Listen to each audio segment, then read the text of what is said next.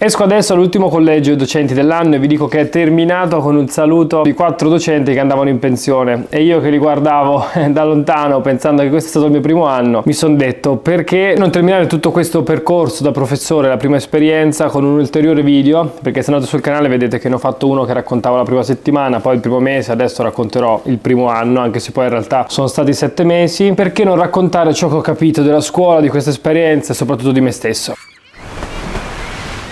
Per chi di voi non avesse mai visto nessun video, io mi chiamo Joel, ho 25 anni, mi sono trasferito qui a Bolzano a fine novembre e a fine gennaio ho iniziato a ricoprire una cattedra di inglese full time. Era la prima volta che entravo a scuola, no? Perché ho sempre fatto dei laboratori sul teatro, sulla scrittura, all'interno delle scuole, fuori. Ero il tipico esperto che va lì, fa la lezione figa, interessante e poi se ne va. Mentre per la prima volta mi sono ritrovato a insegnare appunto la lingua straniera, ma non solo, avevo proprio le lezioni frontalissime con gli studenti e devo dire che è andata molto bene. Ho avuto molti feedback da parte degli studenti che mi hanno fatto sapere che hanno apprezzato tanto il mio modo di insegnare, ma anche poi da parte dei colleghi, della dirigente, ci ho parlato proprio oggi, quindi sono molto soddisfatto e penso che averlo fatto anche qui a Bolzano sia stata un'occasione, perché mi sono ritrovato a entrare in contatto con tantissimi giovani di provenienza diversa in un contesto che comunque è molto multiculturale, perché qui ci sono tantissimi stranieri che vengono, si ricostruiscono la vita e quindi secondo me è un'opportunità in più anche per conoscere nuove culture, nuovi modi di fare. È stata una gavetta incredibile perché a me mi hanno affidato 9 classi e quindi ho dovuto gestire tantissimo materiale prodotto da me, prodotto da loro, tutti i programmi, scadenze, consigli di classe, problematiche varie e il tutto quindi è stata un'esperienza molto utile da un punto di vista proprio pratico, ma quello che mi piacerebbe raccontarvi è da un punto di vista umano come l'ho vissuta io. Io credo di aver vissuto un'esperienza particolare perché mi sono ritrovato a fare appunto questo lavoro da così giovane. Io ho 25 anni, se considero che più o meno 7-8 anni fa ero nei panni di alcuni dei miei studenti che termineranno gli studi delle superiori quest'anno, mi sembra incredibile. Passa una piccola quantità di tempo, ma in quell'intervallo accadono talmente tante cose, soprattutto dopo le superiori, secondo me in quegli anni lì, soprattutto se si studia, se si conoscono nuovi posti, tantissime persone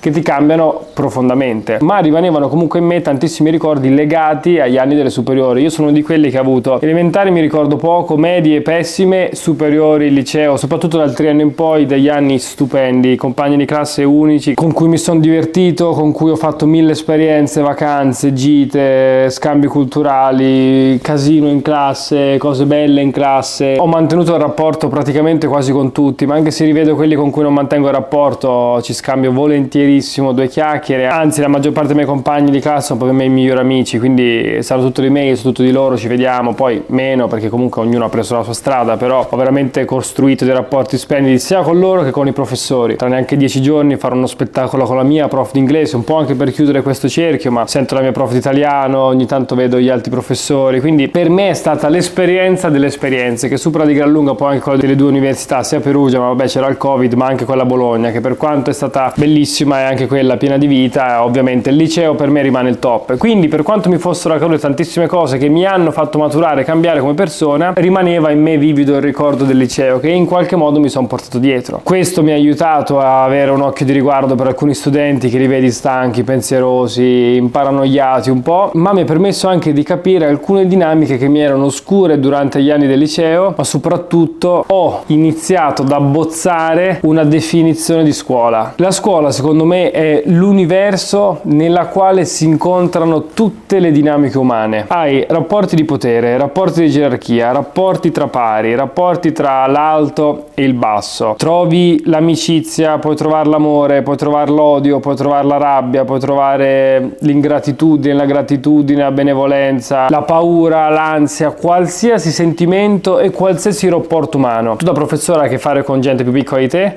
ma quella gente più piccola eri tu fino a poco tempo fa, ma inizi a dimenticartelo. Poi hai a che fare con i loro genitori hanno a che fare con te, con i loro figli, i figli hanno a che fare con i genitori e con te professore che sei l'ennesima figura che sembra in qualche modo volerli intrappolare e non lasciarli completamente liberi. 1000 cose, il giudizio, io ti giudico per come sei, ti do un voto, ti semplifico, dinamiche che poi nella vita accadono spesso. Tutto tutto quello che immaginate e che io immaginavo si ritrova a scuola, nella sua forma poi più vera. Io per esempio non sono di quelli che ha un Weltschmerz, un dolore mondiale, che vede una disgrazia in un posto e se la sente sua, no? Però per esempio mai come prima d'ora mi sono reso conto delle conseguenze che ha la guerra nelle nostre vite. E voi mi direte, sì, vedo la bolletta che arriva più salata, no? Da quando per esempio, adesso vi prendo l'esempio del conflitto tra Russia e Ucraina, vedi la bolletta, vedi che cambia il prezzo del gas, eccetera eccetera, ma niente ti forma e ti fa capire la gravità di alcuni eventi,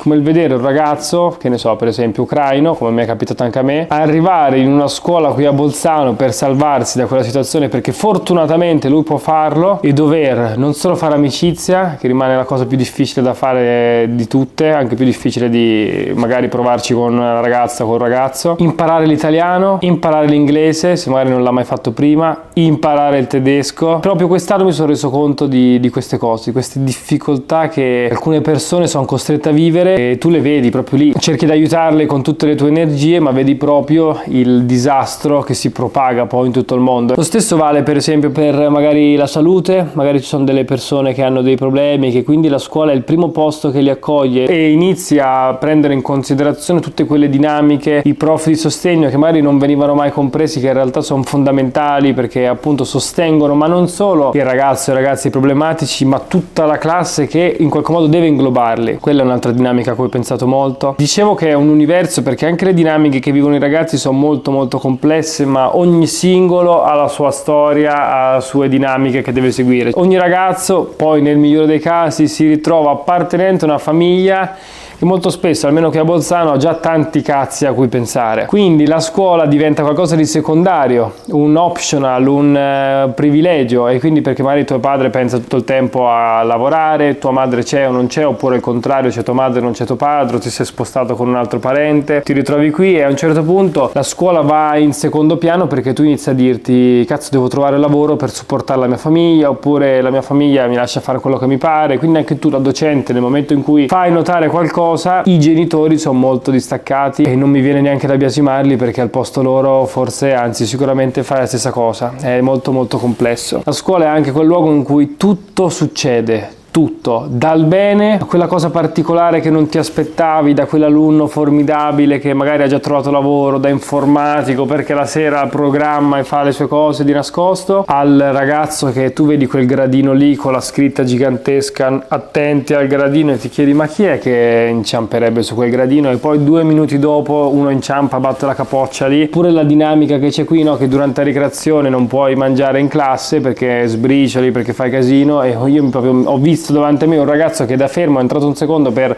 buttare una cartaccia mentre beveva il succo, era fermo così e a un certo punto non so come fa così, se lo versa tutto addosso. E quindi ogni dinamica possibile, immaginabile succede, anche perché nel mio caso, nella scuola in cui ho lavorato io, eravamo talmente tanti professori, immaginatevi circa 300 professori, 300 i prof, classi infinite, immagino che gli studenti siano circa 2000 e il numero è talmente alto che a un certo punto trovi di tutto. È una questione di grandi numeri. E ritornando sulla mia esperienza da professore, è molto molto formativo il fatto che tu entri a contatto con una quantità di esseri umani che non incontreresti mai a questo livello così di profondo scambio intellettuale, sentimentale, di rispetto in nessun altro tipo di lavoro, mai. E questo può essere galvanizzante, magari come lo è stato per me, perché adesso io sono più tranquillo, finisco questo progetto, vado a fare il dottorato a novembre, quindi me la vivo anche con una serenità maggiore, perché poi di mio sono molto romantico, mi affeziono tanto e quindi soffro. Mi ricordo che anche quando lavoravo al Mac ad Aquisgrana, mi ricordo proprio l'ultimo giorno che salgo sul bus e mi viene da piangere, guardando per l'ultima volta quel posto che alla fine mi ha fatto faticare. È stato bello, ma è stato, non è che è stata non ci tornerei. Questa volta me la vivo meglio, ma mi rendo conto che se c'è stato veramente qualcosa che mi ha ispirato a far bene tutto quello che ho fatto quest'anno, era stata proprio l'energia degli studenti, perché sentivo di dare e di ricevere sempre di più. Questa è una cosa che almeno ho vissuto io e che so che non tutti i professori con cui ho parlato condividono. Mi sono ritrovato ad andare la mattina al lavoro e tornare il pomeriggio pieno di energie, anzi ancora più gasato e motivato di fare altre cose come video su YouTube, scrivere per esempio anche il progetto di dottorato. Io credo che nessun altro lavoro mi avrebbe permesso di scriverlo e magari anche di vincere, perché sì, le ore sono molto di più delle lezioni lezioni frontale, ma comunque sono ridotte la maggior parte dei giorni, cioè io all'1:30 finisco, poi magari c'è un collegio, ma non sempre, e anche in classe le dinamiche che vedevo mi hanno poi fatto azionare il cervello e pensare tanto, che poi mi ha portato anche a scrivere il progetto, a lavorare meglio e di più. Questa è stata la più grande scoperta, il fatto che da tutti questi alunni che incontri puoi trarre tantissima energia, ma, e questo lo dico alle persone che non hanno mai fatto questo tipo di esperienza, la difficoltà del prof sta proprio in questo, cioè quello che per me è stato positivo potrebbe essere la cosa più negativa del mondo per qualcun altro, perché secondo me c'è qualcuno che acquista vitalità entrando a contatto con così tante persone e utilizzando i mezzi che ama, perché a me giova anche il fatto che parlo di letteratura, quello va detto, ma ci sono anche persone che secondo me vengono lentamente consumate da tutto questo, quindi il prof che magari dopo un po' non ce la fa più, il prof che è molto più in difficoltà, ci vuole anche un po' di capacità di rimanere a piombo anche di fronte a delle magari uscite dei ragazzi che non sono proprio ideali e quindi che ti mettono un po' alla prova, soprattutto all'inizio. Gli alunni fanno secondo me sempre questa cosa, vedono quanta corda possono tirare e da lì poi si ribilanciano, ma se all'inizio perdi un po' di polso poi alla fine molto spesso. Io fortunatamente me la sono saputa gestire bene, ma capisco che per qualcuno quello che è positivo per me potrebbe essere negativo. Tutti questi incontri,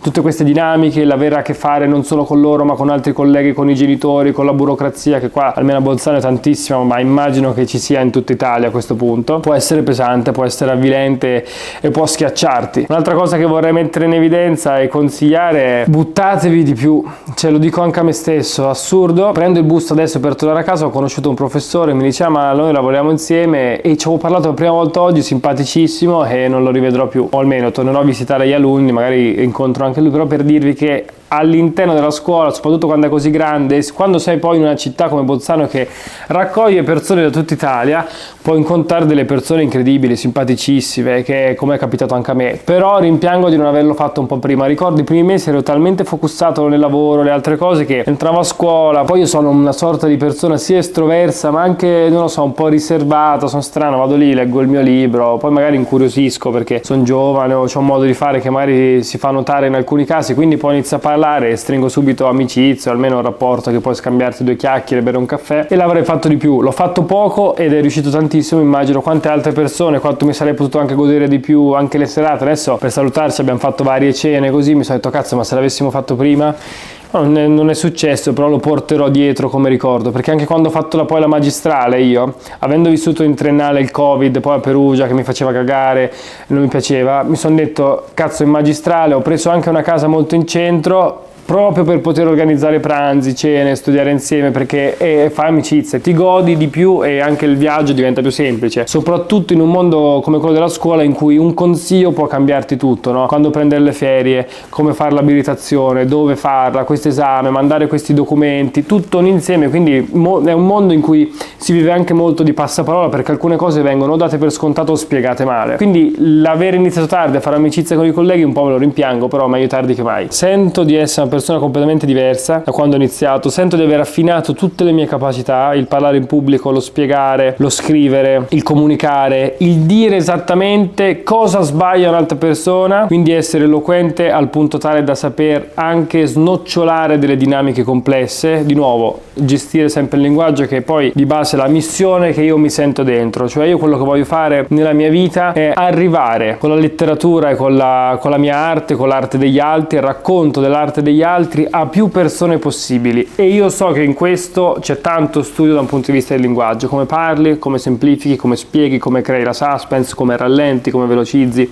tanti studi e tante pratiche che sto portando avanti, e questa esperienza qui mi ha aiutato tantissimo. Ora come ora, dopo questa esperienza qui a scuola, la vincita del dottorato a Bressanone che ho visto una volta con la mia ragazza, e che quindi se ho vinto è perché me lo sono veramente meritato, ho vissuto delle dinamiche che mi convincono del fatto che a questo punto, dopo i vari studi e applicando sempre lo stesso tipo di impegno deciso, maniacale alcune volte ma anche aperto al divertimento, alla leggerezza, posso farcela dovunque, posso veramente tirare fuori le mie capacità in qualsiasi luogo, e quindi mi sento aperto ad abbracciare il mondo. Mi fa anche un po' ridere, cito anche il Petrarca, che è una cosa che fa anche un po' ridere ma che sento vera. Chiudo dicendo e invitando chiunque senta veramente che questa potrebbe essere una strada che ama a provare, e nel peggiore dei casi saprete semplicemente che non è fatto per voi. Provate tutto. Io in passato ho provato a lavorare con le scuole primarie, ho fatto i laboratori col teatro di cui vi ho già parlato, D'estate ho fatto molti laboratori per i ragazzi delle medie,